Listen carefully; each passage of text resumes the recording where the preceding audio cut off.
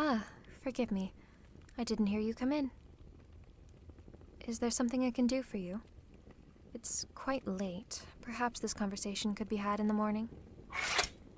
Ah, I see.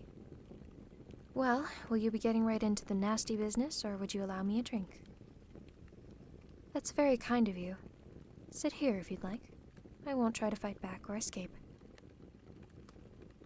I must say, it's very impressive. You made it all the way here, not one word of concern from the guards. I suppose they might have something to say if they were still alive, though, wouldn't they? Really? Not a single one. That's most impressive. No blood spilled this day, besides mine. I respect your sense of professionalism. Oh, well, you must certainly be a professional. Very few would have been able to make it this far, let alone completely undetected. It's a shame we had to meet as foes, rather than potential business partners. No, there are other reasons for me to believe that you're quite good at this job. You didn't just kill me as soon as you saw me. You have respect, dignity. You are courteous. You only find those traits in the most experienced. Anything less and we wouldn't be having this conversation. I would have been killed already, or you would have never made it here. It's a shame skills like yours would be lost so soon. Oh, no, my words are not meant to be threatening. Would you like me to elaborate? Happily. You see, I have a feeling you're being set up. I believe that you've been sent here because someone wants to start a war between this kingdom and another so that they may rise and take control. Certain internal quarrels have had a situation such as this on my mind as of late. Rulers must always be wary of the blades pointed at them, most of all the ones aimed at their backs.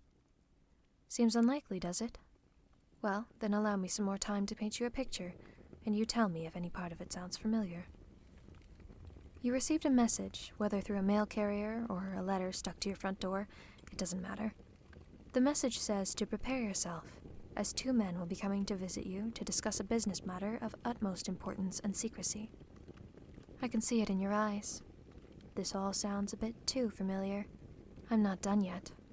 When the time comes, two men do indeed come to visit you in your home. You offered them food and water, but they refused. Only one speaks, while the other simply stands and waits. Robes and hoods cover their heads. You can barely make out their body. You don't really need to answer, but how am I doing so far? I thought so. Then they give you your task.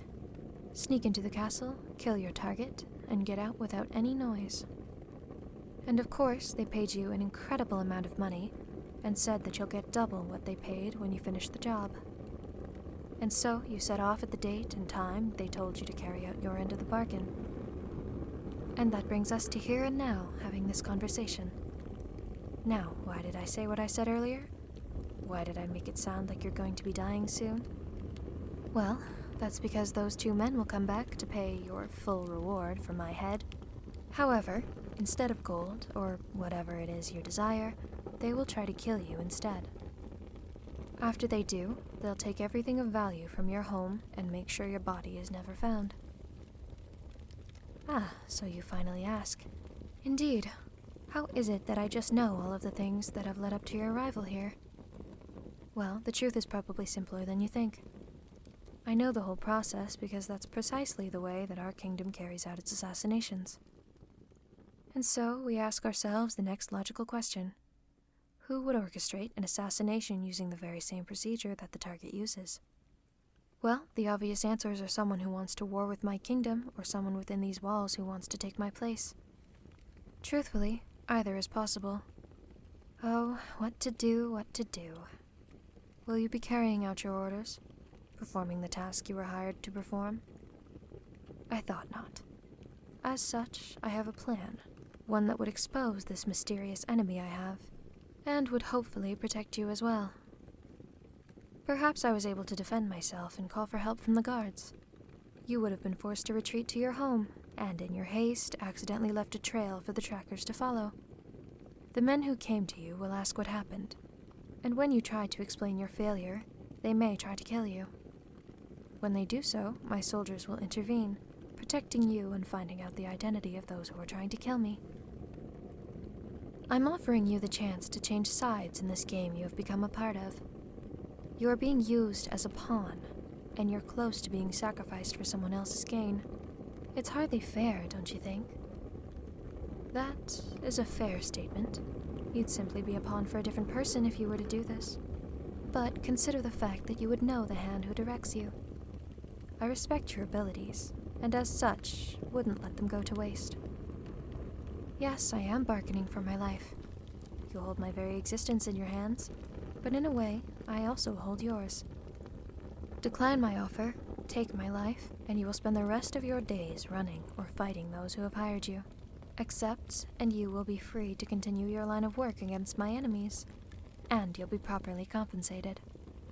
You won't ever need to worry about your safety, and when the day comes that you wish to retire, you will be allowed to do so, and nothing will be asked of you.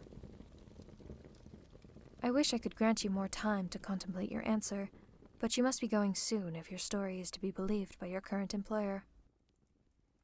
I think you're making the right decision. I look forward to seeing you again, as an ally. I'll give you a few minutes to escape before I alert the guards. Make sure to leave a trail for my people to follow. Farewell, and stay safe.